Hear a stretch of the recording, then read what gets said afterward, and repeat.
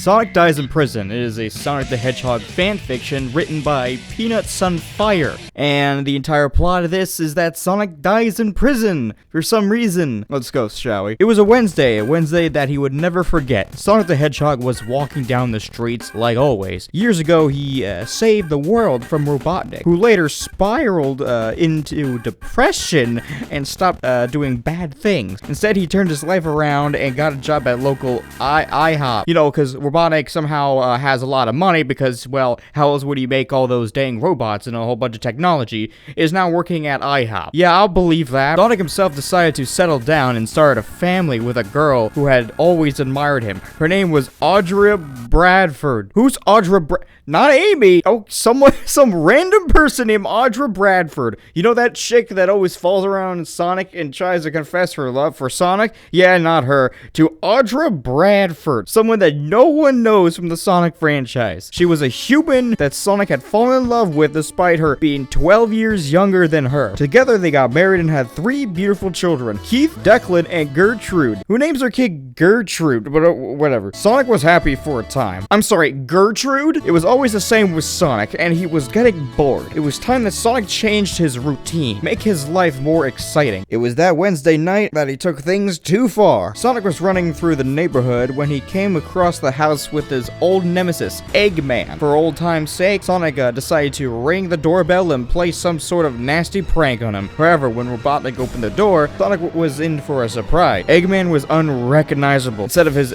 round egg-shaped body, he was slim and fit with a nice six-pack abs instead of a bald head. He was wearing a toupee. Sonic was taken aback and thought himself, "Is this Eggman? No way!" Before Sonic could speak, however, Robotnik rubbed his sleepy eyes and asked, "Sonic, is that you?" Sonic was hesitant before saying, "Eggman." Saying this took Robotnik back. "Don't call me that anymore. This isn't who I am. Just call me Ivan." Sonic couldn't believe it. Had Eggman really changed this much? He had to find out. "Okay. Can I come in, Ivan?" Ivan scratched his not-so-bald head. "Sure, I suppose. What for?" Sonic paused to think of a reason. "Just come to catch up, I guess. It's been long, you know?" Sonic then entered Ivan's house. A well-put-together little house. Sonic was impressed. There was no sign of Ivan's past. They began talking to one another for hours. Sonic was admired by Ivan's bravery as he fought through his depression and climbed his way from bankruptcy to make a decent living for himself. How did Eggman go to bankruptcy? Literally, we don't know how he makes money. We don't know how he makes money, but somehow he manages to, make a freaking Death Star in the sky, millions of robots. Sonic was touched by Ivan's story and felt bad for what he'd done to him in the past. That story was incredible. "I feel so bad now that what I did to you." But Ivan just smiled. "There's no reason to apologize. What I did back then was reprehensible. I just wish I hadn't bothered in the first place." Sonic confronted Ivan. All is forgiven. Sonic and Ivan moved closer to each other. Oh. From that moment, not a word was spoken. The rest of the night was filled with an explosion of love and passion between Hedgehog and his former enemy. No, okay. It was a night that had thrilled Sonic to the core, but one that he had regretted the next morning. Let me guess. He was like, "Oh yeah, me, Eggman, and my hedgehog asshole. But not too fast. I'm the fastest one around here." The next day, Sonic began walking home. He feared for what his wife might think. He grabbed his coffee and decided to face his wife. Upon stepping inside, he found that his wife was not there. Instead, there was laid a note on the coffee table that read, "Hey, sweetie, I have gone out for groceries. Also, there was someone who wanted to speak to you. He said he knew you." Sonic thought in particular that his wife didn't even question his disappearance. He looked beside the note and found a number. After a few rings, the voice on the other side of the phone was all too similar. "Tails, is that you? It's been so long." Oh no, Tails is in there. Oh. Tails, no one calls me Tails anymore. I can't do Tails' voice, okay? And nobody calls me anymore. Everyone calls me Miles now. Tails said from the other side of the phone. "How have you been? Keeping it good, I hope?" Sonic asked curiously. "Things have been pretty good, I suppose," Miles responded. "Look, I know it's kind of abrupt, but I kinda need your help." Something only the fastest thing alive can handle. Okay, I'll do anything to help my best buddy out. Meet me by the pier at 3. We'll talk, okay? Miles said before abruptly hanging up on the phone, but before he left, his 3 kids, Gertrude, came walking down the stairs. Daddy, where are you going? Gertrude, the eldest son, said. Well, Daddy has to go to an important meeting. And just leave us here alone? Gertrude responded. After a bit of thought, Sonic realized that the children could not be taken care of. Okay, you can come along then, Sonic said. I mean, Tails was his best friend. What could possibly go wrong? So Sonic loaded his kids in his white van. Upon reaching the pier, Sonic told his kids to wait in the car as he got out and headed to the table that Miles was sitting at. Hey, old buddy, how's it been? Sonic said to his old friend. Miles smiled. Pretty good. Glad you can make it here. I can't do a good Tails voice, okay? Okay, leave me alone. Leave me alone, right? What'd you want me for anyways? Sonic questioned. So here's the thing, Sonic. After going on my way, I decided to become an engineer. Of course, nowadays, all the money is in the weapons dealing, so naturally I began to produce and distribute weapons illegally across the border. Okay, Tails. Sonic shocked to hear this.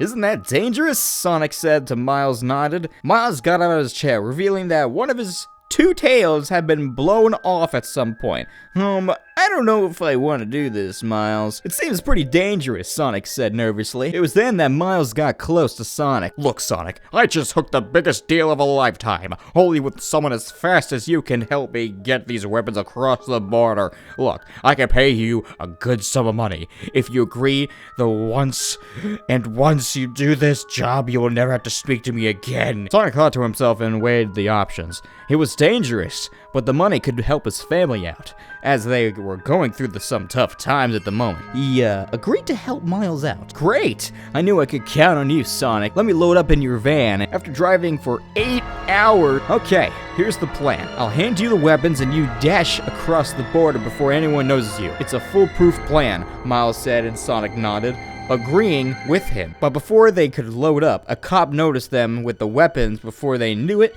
a whole battalion of cops began to approach Sonic and Miles. Miles threw Sonic a weapon, shouting, "Defend yourself! Don't let him get you!" Sonic was frightened. He had never used a gun before. That was Shadow's thing. He began to fire at the police. A shootout began as helicopters, more police to show up. Sonic's children began to cry. He leaned over to Miles. I think we should turn ourselves in. I don't want to die. But Miles didn't care and responded, I don't want you to go to prison. And not again, before firing at the cops again. Oh. Sonic tried to move forward to comfort his crying children and regretted taking them. But before Sonic could see his children, he noticed a cop with a rocket launcher aiming at him, leaped out of the way. The car blew up in a fiery explosion. Sonic barely clung on for life. He witnessed the smoldering wreck of a van before his very own eyes. Miles took out a gun out of desperation and killed himself. Gertrude is dead, guys. Sonic woke up in a cell, lonely and cold. He had been deemed guilty and sentenced for life while he was unconscious. Sonic couldn't believe how he got in here. He had learned that his wife had killed herself.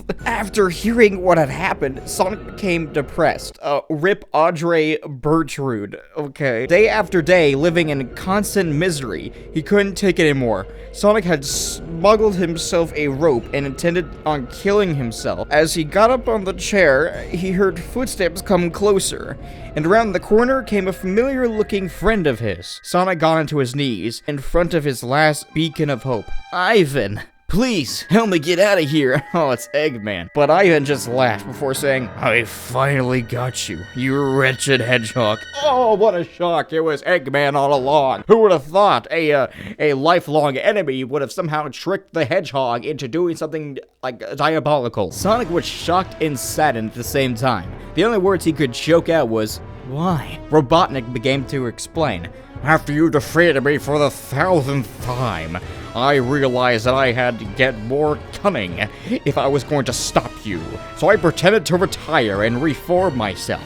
Everything that happened was under my watch. I set up the deal with Miles and supplied him with the weapons. I tipped the cops that you were coming. I even got my robotic minions to kidnap your wife. Robotnik began to laugh maniacally. Hearing this, Sonic was emotionally destroyed. He had been betrayed by the man he thought he had made friends with, the man he thought he loved. Sonic then went up against the bars and said, "Please, just put me out of my misery. I can't take it anymore." Sonic was now in tears. Robotnik decided to fulfill Sonic's wish, brutally stabbing Sonic in his chest. Sonic fell to the ground, lifeless, as Robotnik quietly walked out of the prison undetected. Robotnik then laughed to himself. His well-laid-out plan. Robotnik had won, and he was free to conquer the world. The end. What the hell was this story?